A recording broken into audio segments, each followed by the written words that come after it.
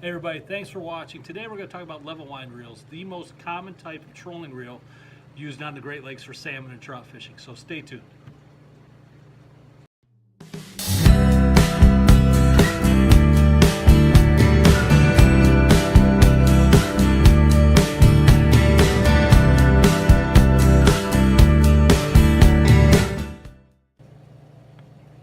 Okay, so a level wind reel. What is a level wind reel? Well, it's exactly what the name says. It's a reel that as you retrieve the line, it comes through the line guide, which rests on top of the pawl, and it puts the line levelly back onto the spool. It's the most common type of reel that you're going to see on the Great Lakes for trolling. So who makes them? Typically the big four that I see day in, day out going out of the shop here are Shimano, Takota's especially one of the models. Kuma Cvl is another, probably the most popular brand that I see going out of the shop. Daiwa and Penn. Those are the big four that, like I said, I see day in and day out going out the door. So what different types of level wind reels are there? Well, there's high speed, medium speed, and low speed. Typically a high speed is anything around 6 to 1 on the retrieve rate. Medium speed would be probably around 5 to 1 on the retrieve rate. A low speed is about 4 to 1 or lower on the retrieve rate. Where do you find that information for the reel? It's either going to be on the reel itself, like the Kuma here has it right here on a side plate. It's going to give you the line capacity for that reel as well as a retrieve rate. Typically on any reel you're going to have that information. If it's not there, it's going to be on the box. Like this Penn, it's here on the back. If you can't find it either on the reel or on the box, search the manufacturer. They're going to have it someplace on their website, I'm sure. If they don't, then I would contact them. But those are two things that you absolutely want to know before buying a reel. So what else is important to know about a level wind reel before you purchase it? First off, there's two different types. One is a line counter. This type of reel is going to tell you how many feet of line that you've retrieved back onto the spool. So that's going to be important for your dipsy divers, your lows and your highs, and your downriggers. You're going to want that information. And then there's reels without a line counter, like this Kuma Cvl 45L. This one is going to be, or the non-line counter are going to be used more typically for your lead core and your copper setups, because you're going to know exactly how much line you're going to let out anyway. So what are some things essential to know when you're setting your reels up to go fishing? One of the biggest things to know is capacity. Like I said, that capacity is normally listed on the reel or on the box. One of the biggest mistakes or common mistakes that I see come into the shop when people bring their reels in to get them repaired or re-spooled is they don't have their spools all the way filled to capacity. So what's that going to do to you? And this is a mistake that I learned a long time ago the hard way. If you don't have your spool all the way full, that's going to be a much slower reel than a reel that's filled all the way to the top. If you think about it, as that line gets fuller and fuller on that spool, it's going to increase that speed rate. There's going to be more area there, so it's going to increase that line coming into the reel as you turn the handle.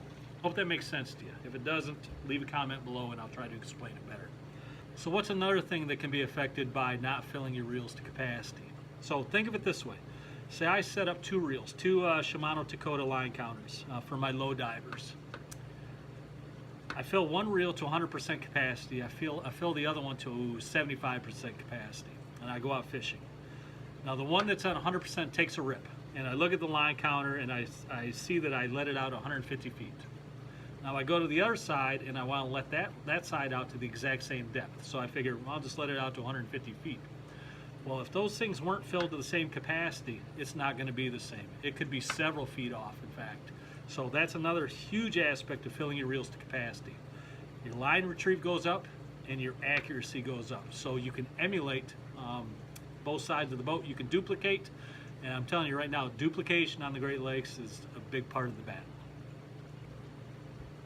Okay, so what's another critical thing to think about when getting your reels ready for fishing? So I talked about it a little while ago already, your high speeds, your medium speeds, and your low speeds. Again, your high speeds 6 to 1, mediums 5 to 1, low speeds 4 to 1 or so. So high speeds, where do we use them on our boat? Where do I see them most commonly used? Those are more commonly used on your long lines, your lead cores and your coppers. And the reason being is a lot of line out there, say a 300 copper or something even bigger. You could have a football field length of line out there The copper itself, the backer, the leader, and you got a planer board out there also. That's a lot of line that you want to keep that pressure on. You know, that copper is going to be dipping in the water also. When a fish hits it, you want to be able to apply immediate pressure to that line to keep that tension on that fish. Okay, so that's where your high speeds really shine for you. They do for us and many other boats that I fished on. Your medium speeds and your low speeds, like the Shimano Dakota, we use these here on our low divers and our high divers. These are 5:2-to-1. So if you think about a dip sea diver setup, if it's wire, like we run on our boat, if you're fishing wire or braid, there's no stretch in that thing at all. And that goes down to your mag diver or your standard diver and your snubber and your leader after that and then to the fish. So that's a lot of tension that you could put immediately on that fish. So we stay away from the high speeds there. If you start really cranking on a diver setup and you have no stretch in that line, you can easily overhorse that fish, pull the hook. So we stick to the medium to lower speeds for our divers. And then we also stick to the medium or the lower speeds for our riggers. Again, that reason is that line is directly down to your cannonball and then directly to the fish. There's not a whole lot of line out there normally unless they take a huge run on you.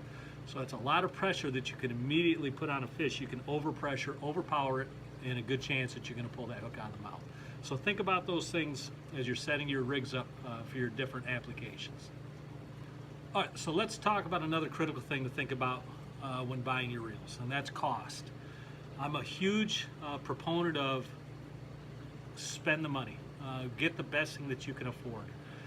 Especially if you're a charter guy or a tournament boat, you know, you're out there making your living day in and day out with those reels. So I always advocate to get what you can afford. Now these things aren't cheap. I completely understand that. A Shimano Dakota, a couple $100 or more. A Kuma Cvl, $100. Probably the same, pretty close for the Daiwa. The pen's probably pretty close on that as well. I get that's a lot of paycheck going out the door. So here's what I always advocate, and I'm a big proponent of this.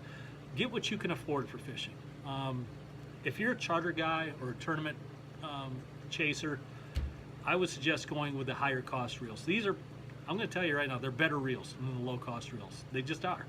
They're built better, the components are better, everything about them is just better. Now I'm not saying that a cheaper reel can't be good. They really can be. And if you're just going out maybe a couple times a year, you know, a couple weekends a year for salmon, you may want to go with a cheaper reel. I'm just advocating get what you can afford. All right, I hope that I'm not knocking anybody. You go with the expensive one or you go with the cheap one, that's your choice. I'm not knocking anybody's choice in any way. Now, if you do choose to go with a cheaper reel, there are some things that you can do to make it better. Now, I know this from experience because when I first started fishing, I had a boatload of Pen 209s and Kuma Magda 45s. And I can tell you, those Pen 209s, they were bulletproof. Man, were they slow. And I got tired of that in a hurry. The Magdas, the drags on them were garbage. A bunch of things about them I didn't like. And I'm just being honest. There's better choices out there. But it's what I had. Now, one thing you can do, and one of the most important things that comes to line counter reels is your drags. I think there's nothing else more important than having a good drag system on these reels. And one thing you can do with the cheaper reels is you can upgrade your drags. And there's a website, there's actually a guy in Ludington called Tuna. And we've taken many reels over the years down to this guy, and he will either upgrade your drags himself for a fee, or he will sell you an upgrade kit. And his website is, I wrote it down here so I didn't forget, tunasreeltroubles.com. Now again, you can take a cheaper reel for a small amount of money and you can at least upgrade that drag, which is going to save you a boatload of headaches in the future. So some things to think about that, cost versus performance. And if you are going to go a little bit cheaper, think about some things you can do to make that reel just a little bit better. Okay, so this video is already longer than I really wanted to go. Thanks for watching. I'm going to finish this off with just a quick tech tip because this is another mistake that I've made in the past and I've watched many people make, so I'm going to try to save you the headache. So here's the scenario. You're bringing a line in, you got snag cut or whatever, and you're just bringing that line in. Never reel it past the line guide. Never ever reel it onto the spool past that line guide, and I'll tell you why. Once you do that, and say you crank that thing 2 or 3 more times, where that line is coming off the spool is no longer going to be lined up where that line guide is. And I'm sure many of you seen this on certain reels or on your boat. The line is coming off over here on this side, and the spool or the line guide is over here on this side, and that line is making a right turn and having to go out that spool. So never reel it past the line guide. Now if you do that, a couple ways you can fix it. One is you can take that side plate off and you can manually turn that pawl, which will move that line guide back to wherever the line is coming off. The second way is just to pull that line out so you know where it's coming off on the reel, and then try to reel that line guide back over to where it's coming off, and then thread it back through and back out to your rod. So again, tech tip, an important one, never reel it past that line guide. So that's it. Thanks for watching. Hey, if you liked what you saw, hit the like button, subscribe. We're going to have some new videos coming out soon. A lot of tips and tricks and other things to help everybody out on the Great Lakes.